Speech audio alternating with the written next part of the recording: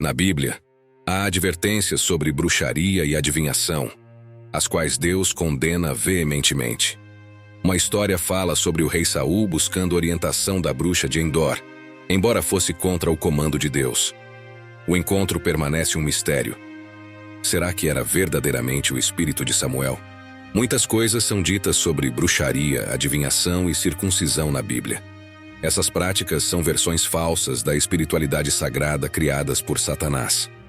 A Bíblia condena fortemente todas as formas de bruxaria. No passado, as pessoas buscavam experiências sobrenaturais que Deus não aprova.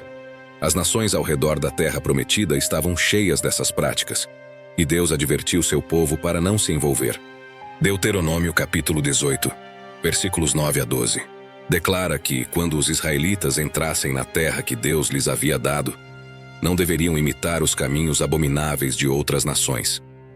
Deus considerava abominável quando as pessoas sacrificavam seus filhos, praticavam adivinhação, lançavam feitiços e se comunicavam com os mortos. A pena por praticar bruxaria era a morte. A bruxaria busca poder, conhecimento e espiritualidade à parte de Deus, o que é como idolatria. Essa é a maneira de Satanás desviar os corações das pessoas de servir ao verdadeiro Deus. Satanás imita os milagres de Deus por meio do poder demoníaco, e no cerne da bruxaria está o desejo de conhecer o futuro e controlar coisas que pertencem somente a Deus.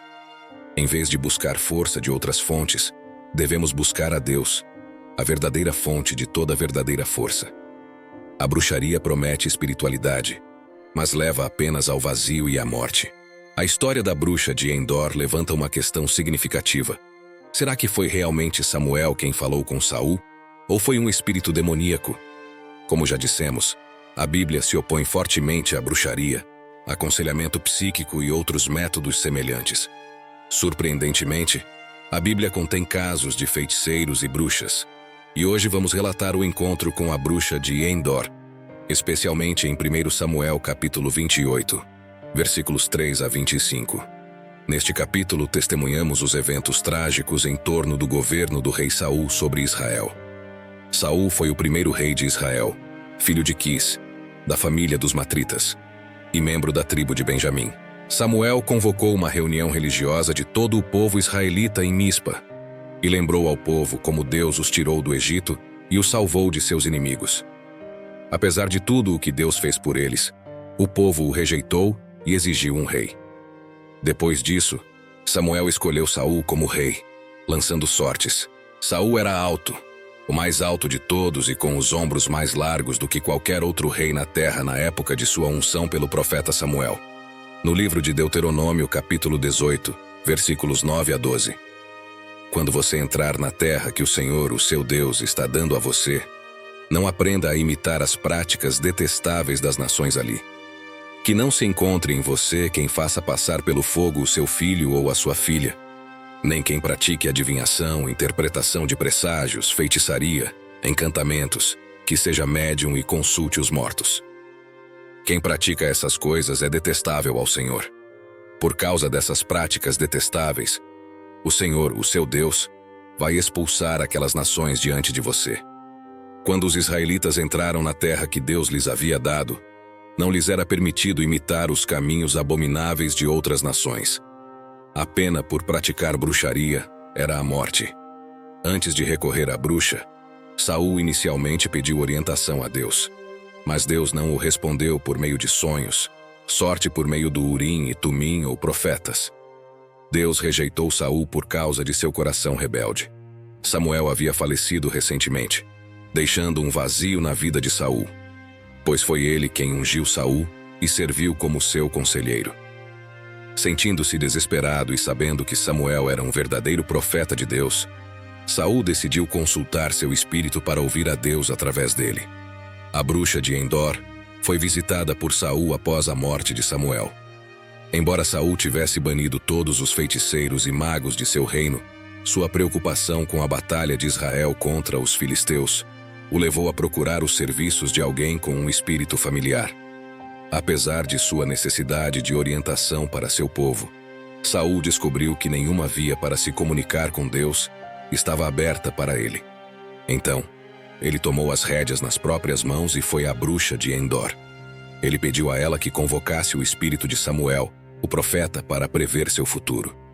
A mulher, ciente da proibição contra a bruxaria, expressou preocupação, mas Saul a assegurou de que ela estaria protegida, chegando a jurar por Deus que ela não seria punida por isso. 1 Samuel capítulo 28, versículo 10. Saul jurou a ela pelo Senhor: tão certo como o Senhor vive, você não será punida por isso. Saul, que viu o espírito de Samuel, esperava que Samuel o ajudasse. No entanto, uma surpresa o aguardava. Samuel reage de maneira dura e imperceptível, ressentindo-se de Saul por perturbar seu descanso. Ele o repreende e o esbofeteia impiedosamente. Acontece que até no mundo dos mortos eles ainda estão zangados com Saul, entre outras coisas. Saul ouve de Samuel sobre seu destino trágico que o aguarda, em decorrência de sua grave culpa. Saul não agiu conforme o necessário, e Deus o recompensou de acordo. Samuel termina com as terríveis notícias sobre o desastre esperado, a morte para Saul e seus filhos, e a derrota para o acampamento de Israel. Saul se sente muito triste e jejua, mas ainda assim vai lutar contra os filisteus na batalha no Monte Gilboa. Os filisteus perseguiram Israel e mataram os 3 filhos de Saul, Jonatas, Abinadab e Melquisua. Quando Saul viu que os arqueiros filisteus estavam se aproximando para capturá-lo, ele pediu a seu ajudante que o esfaqueasse com uma espada. Mas o ajudante estava assustado e incerto. Então Saul colocou sua espada no chão e caiu sobre ela. Este foi o fim de Saul. Ele não queria que o inimigo o pegasse e zombasse dele. Escolheu encerrar sua própria vida. Este capítulo da Bíblia divide os estudiosos em 2 escolas de pensamento.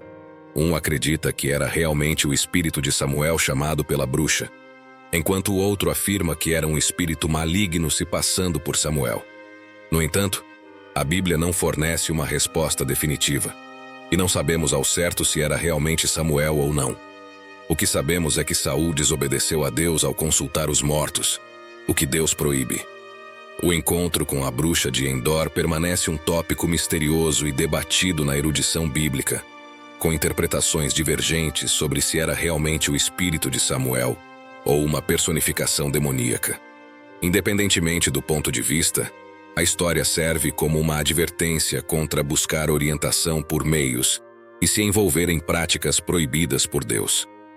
No episódio da bruxa de Endor, a narrativa destaca a proibição da necromancia na tradição judaica, enquanto Saul, desesperado e afastado de Deus, busca conselho além das fronteiras divinas.